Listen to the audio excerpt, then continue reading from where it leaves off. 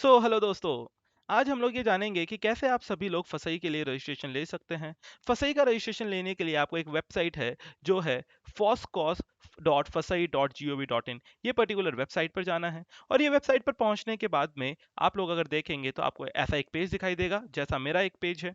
फिर आप यहाँ पर पहुंचने के बाद में क्लिक हियर फॉर फॉसकॉस आप इस पर क्लिक करेंगे। यहाँ पर क्लिक करने के बाद में आपको फसई की नई वेबसाइट जो है फॉसकॉस आप वहाँ पर पहुंच जाएंगे। एंड वहाँ पर पहुंचने के बाद आप सबसे पहले साइन अप बटन के ऊपर क्लिक करेंगे। साइन अप बटन के ऊपर क्लिक करने के बाद में आपके पास में यहाँ पर एक साइन अप का फॉर्म आएगा। उस फॉर्म के ऊपर इनिशियली लिखा रहेगा users have existing user IDs in food licensing and registration system need not to create new user ID। मतलब अगर आपने पास्ट में कभी भी अपना एक आईडी यहाँ पर क्रिएट करके रखा है तो आप सभी लोगों को एक आईडी क्रिएट करने का जरूरत नहीं पड़ेगा। तो यहाँ पर चलिए मैं एप्लीकेंट का नाम यहाँ पर भर देता हूँ एंड और सारी डिटेल्स भी मैं भर देता हूँ यहाँ पे आप सभी के सामने।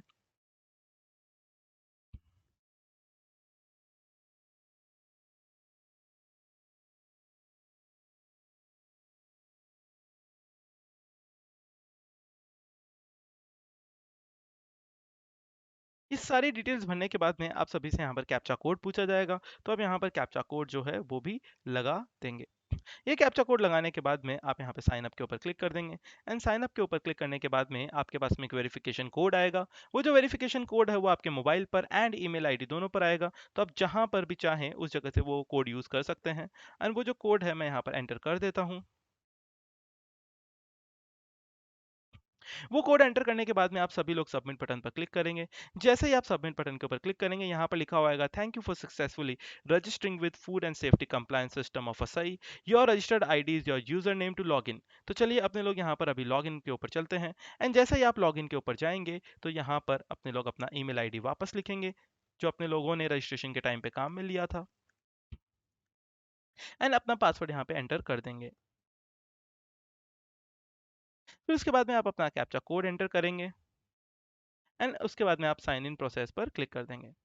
जैसे ही आप साइन इन प्रोसेस पर क्लिक करेंगे आप सिंपली यहाँ पर देखेंगे कि आपका एक डैशबोर्ड आपके पास में आ जाएगा। उस डैशबोर्ड के ऊपर आप लाइसेंस ले सकते हैं, रजिस्ट्रेशन करवा सकते हैं, रिन्यूअल करवा सकते हैं, मॉडिफिकेशन अगर आपके पास में है, आप अपने लाइसेंस को सरेंडर करवाना चाहते हैं वो करवा सकते हैं। एंड और भी बहुत सारे फीचर्स हैं। तो सबसे पहले हम लोग यहाँ पे रजिस्ट्रेशन के लिए जाएंगे। तो अगर आप यहाँ पे अप्लाई फॉर न्यू रजिस्ट्रेशन के लिए जाएंगे, जैसे ही आप अप्लाई फॉर न्यू रजिस्ट्रेशन के ऊपर क्लिक करेंगे तो ये बोलेंगे आप कौन से स्टेट के अंदर काम करते हैं। तो सबसे पहले मैं मेरा स्टेट राजस्थान चूज कर लूंगा। वो स्टेट को चूज करने के बाद में यहाँ पर पूछा जाएगा कि आप कौन से एरिया ऑफ बिजनेस के अंदर काम करते हैं। तो आप बोलेंगे कि भाई आप मैन्युफैक्चरर है, रिटेल ट्रेडर है, फूड सर्विसेज आप प्रोवाइड करते हैं, आप एयरपोर्ट या सी पोर्ट से रिलेटेड काम करते हैं, आप इंपोर्टर एक्सपोर्टर है। तो यहाँ पर मैं रिटेलर की तरह काम कर रहा हूँ। अभी आप रिटेलर के अंदर भी कौन से ऑप्शंस के अंदर फॉल करेंगे कि आप रिटेलर में डिस्ट्रीब्यूटर है, सप्लायर है, मार्केटर है, रिटेलर है। तो जो भी ऑप्शन आप उसको चूज कर लेंगे। जैसे ही आप उसके ऊपर चूज करेंगे, जैसे कि मैंने यहाँ पर आप देख पा रहे होंगे रिटेलर ऑप्शन चूज किया है। रिटेलर ऑप्शन चूज करने के बाद में यहाँ पर ये पूछेगा कि आपका जो बिजनेस का टर्नओवर है वो कितना है। अगर आपका बिजनेस का टर्नओवर 12 लाख रुपए तक का है तब आप फर्स्ट ऑप्शन चूज करेंगे। अगर बिजनेस का टर्नओवर 12 लाख से ज्यादा लेकिन 20 करोड़ रुपए तक का है एक साल के अंदर तो आप सेकंड ऑप्शन चूज करेंगे। एंड अगर आपका बिजनेस का टर्नओवर 20 करोड़ से ज्यादा है तो आप ये वाला ऑप्शन चूज करेंगे। तो यहाँ पर मैं जो अपना बिजनेस का टर्नओवर है वो 12 लाख रुपए तक का चूज कर लेता हूँ। और फिर उसके बाद में मैं यहाँ पे प्रोसीड बटन पे क्लिक करूंगा। जैसे ही आप प्रोसीड बटन पे क्लिक करेंगे तो आपके पास में एलिजिबिलिटी के बारे में लिखा हुआ आ जाएगा कि आप रिटेल बिजनेस कर सकते हैं एंड आपको रजिस्ट्रेशन लेने का जरूरत पड़ेगा। यहाँ पर आपको एक ऑप्शन दिखाई देगा click here to apply for registration for all business. तो आप यहाँ पे क्लिक करेंगे और आप रजिस्ट्रेशन के लिए आगे बढ़ जाएंगे। यहाँ पर आप देखेंगे कि सबसे पहले इन्होंने नेम ऑफ एप्लीकेंट पूछा है तो मैं मेरा जो नाम है वो यहाँ पर भर दूंगा। नाम भरने के साथ साथ आप लोगों को यहाँ पर डेजिग्नेशन डालना पड़ेगा।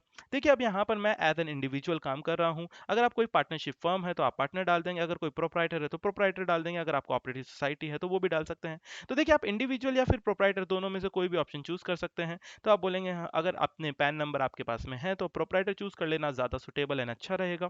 फिर उसके बाद में आप kind of business already selected है। फिर उसके बाद में आपसे पूछा जाता है कि आपका एड्रेस क्या है तो आप सिंपली यहाँ पर अपना एड्रेस लिख देंगे। तो यहाँ पर मैं लिख देता हूँ अपना एड्रेस एंड मैं अपना डिस्ट्रिक्ट सिलेक्ट कर लेता हूँ। एंड मैं मेरा सब डिवीज़न सिलेक्ट कर लेता हूँ। सब डिवीज़न सिलेक्ट करने के बाद में मेरा जो विलेज है वो भी सिलेक्ट कर लेता हूँ। एंड फिर उसके बाद में अपना जो पिन कोड है वो भी यहाँ पर अपने लोगों ने सिलेक्ट कर लिया है। उसके बाद में नियरेस्ट लैंडमार्क अपने से पूछा है तो मैं यहाँ पर वो भी लिख देता हूँ।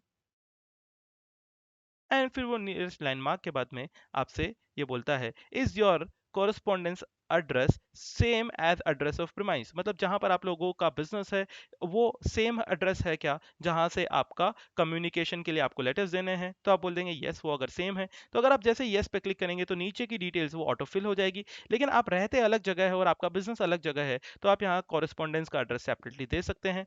कॉरेस्पॉन्डेंस का एड्रेस वो एड्रेस होगा अगर जहां पर कोई भी ईमेल या कोई भी ऐसा डॉक्यूमेंट आपको भेजना है जो आपका लोकेशन पर पोस्ट होगा तो आपका कोरेस्पॉन्डेंस का एड्रेस आप यहाँ पे अलग डाल सकते हैं। तो चलिए अभी के लिए मैं इसको यस कर देता हूँ एंड फिर उसके बाद में हम लोग आगे बढ़ेंगे। अगर आपको कॉन्टैक्ट डिटेल्स यहाँ पे पूछी जाएगी तो टेलीफोन नंबर आपके नहीं है तो कोई प्रॉब्लम नहीं है, वो मैंडेटरी नहीं है।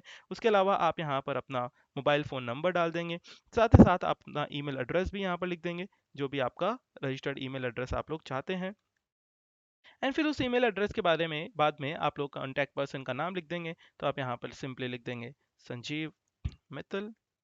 एंड उसके बाद में आप ये बोल पूछेगा कि भाई आपको ये जो रजिस्ट्रेशन चाहिए वो कितने सालों के लिए चाहिए। तो आप जैसे 1 2 3 4 5 5 सालों के लिए मैक्सिमम आप रजिस्ट्रेशन ले सकते हैं।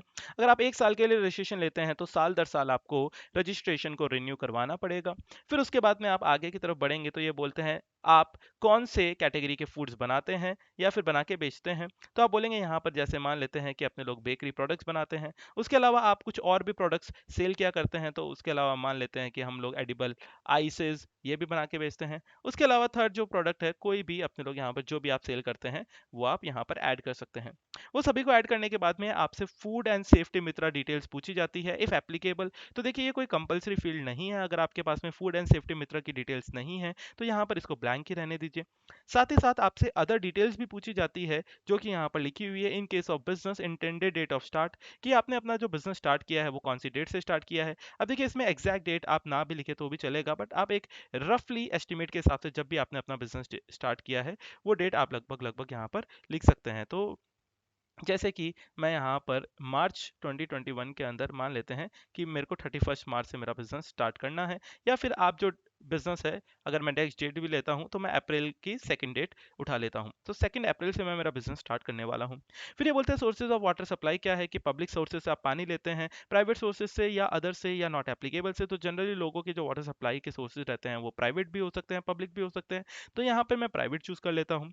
फिर ये बोलता है whether any electric power is used in manufacturing of food item, अगर जो भी मैं खाना बनाता हूँ उसके लिए कोई मशीनरी यूज में आती है तो मैं इलेक्ट्रिसिटी यूज में लेता हूँ तो उसके लिए मैं यस कर दूंगा, और अगर वो मेरे काम में नहीं आते हैं तो मैं उसके लिए नो कर दूंगा। तो अभी के लिए जो भी मैं प्रोडक्शन करता हूँ उसके लिए कोई इलेक्ट्रिसिटी या इलेक्ट्रिक मशीन काम में नहीं आती है तो उसको मैं यहाँ पर नो कर दूंगा। फिर उसके बाद में सेव एंड नेक्स्ट पे हम लोग क्लिक करेंगे। तो दोस्तों इसके बाद में आप लोगों को यहाँ पर कुछ डॉक्यूमेंट्स अपलोड करने पड़ेंगे। डॉक्यूमेंट्स में सबसे पहला आपको अपना फोटो अपलोड करना पड़ेगा, एंड वो जो फोटो है वो मैं यहाँ से सिलेक्ट करूंगा और उसके बाद मैं अपलोड बटन पे क्लिक कर दूंगा। जैसे ही आप अपलोड बटन पे क्लिक कर देंगे तो यहाँ पर देखिए व्यू और डिलीट का ऑप्शन आपको दिखाई देने लगेगा। साथ ही साथ आपको अपना एक आइडेंटिटी प्रूफ भी लगाना पड़ेगा। वो जो आइडेंटिटी प्रूफ है वो आपका Aadhaar card, PAN card, ration card, passbook और बहुत सारे दूसरे डॉक्यूमेंट हो सकते हैं। तो देखिए आइडेंटिटी प्रूफ के नाम पर मैंने आधार कार्ड चूज कर लिया है और उसके बाद में मैं मेरी फाइल जो है वो यहाँ पर अपलोड कर दूंगा। तो अपलोड करने के बाद में यहाँ पर भी आपको व्यू और डिलीट का ऑप्शन दिखाई देने लगेगा। फिर उसके बाद में आपको कुछ अदर डॉक्यूमेंट्स भी अपलोड करने पड़ेंगे। देखिए ये जो अदर डॉक्यूमेंट्स है ये प्रूफ ऑफ प्रीमाइस के लिए आपको काम में आएगा, तो ये मैं ऑलरेडी अपलोड कर चुका हूँ। अदर डॉक्यूमेंट्स में आप लोगों को अपना एड्रेस प्रूफ देना पड़ सकता है, तो उसके लिए मैंने यहाँ पर इलेक्ट्रिसिटी का बिल जो है वो अपलोड कर दिया है। तो आप लोग यहाँ पर वो इलेक्ट्रिसिटी का बिल अपना अपलोड कर देंगे।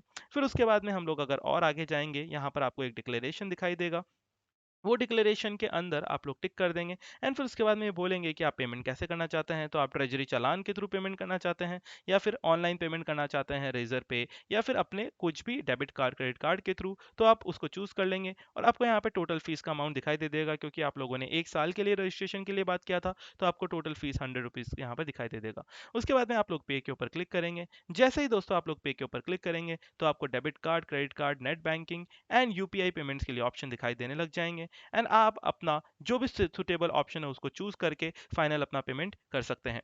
जैसे ही दोस्तों आप लोग पेमेंट कर देंगे तो आपके पास में एक ट्रैकिंग नंबर आ जाएगा, वो ट्रैकिंग नंबर के थ्रू आप अपने फसाई के रजिस्ट्रेशन को ट्रैक कर सकते हैं। सो आई होप कि आप लोगों को ये रजिस्ट्रेशन का पूरा प्रोसेस समझ में आया होगा। अगर आपको कोई भी प्रॉब्लम्स है, कोई भी इश्यू आए तो आप कमेंट बॉक्स में हमसे पूछ सकते हैं। तो चलिए दोस्तों मिलते हैं नेक्स्ट टाइम आप सभी के साथ में। Till then bye bye.